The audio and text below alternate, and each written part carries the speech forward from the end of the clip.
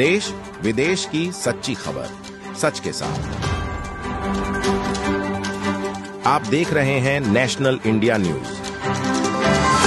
North Bengal के सिलीगुड़ी शहर के चंपासारी इलाके में एक घर से महिला का कंकाल बरामद होने से पूरे इलाके में हड़कंप मच गया है।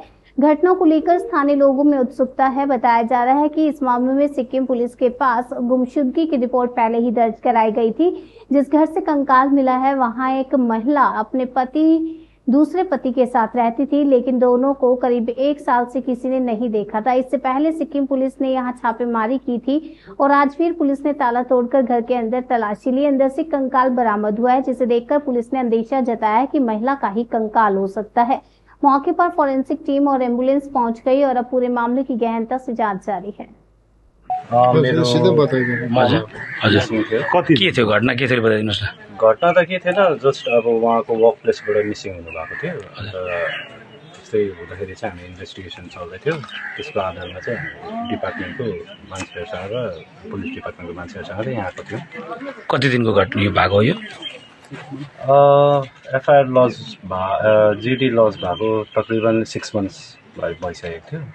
केही अब त्यो नहुँदाखेरि चाहिँ हामी आफै आएर यहाँ खोलेर हेरेको थियौँ। उहाँ के काम गर्नुहुन्थ्यो कि हाउस वाइफ?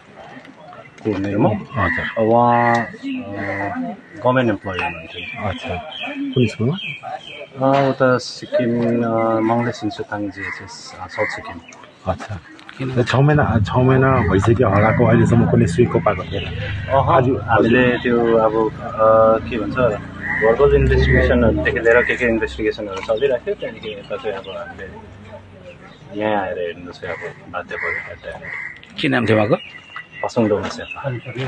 र अहिले जुन प्रकारले यहाँ मानव एउटा कङ्काल पाएको छ, के भन्नुहुन्छ? के लाग्छ तपाईँलाई? मलाई अब लाग्छ अब हेरौँ अब फोरेन्सिकले के भन्छ होइन। अहिले फोरेन्सिकले अब गरेर अब डिएनए टेस्टिङहरू गरेर के हुन्छ अब उहाँ अब के भन्न सकिन्छ। होइन भने हो भने त अब अभियसली कल्प्रिट अब यो मर्डर केसमै हुन्छ होला होइन। कल्प्रिट त पक्रिनै पर्ने, होइन भने त के हुन्छ हेर्दै जाउँ के हुन्छ इन्भेस्टिगेसन। हजुरको जुन फ्यामिलीमा को हुनुहुन्छ? आमा त यहाँ हुनुहुन्थ्यो, हजुर बेच्नु भएको मेरो बहिनी छ। अच्छा, 4 जनाको फ्यामिली है।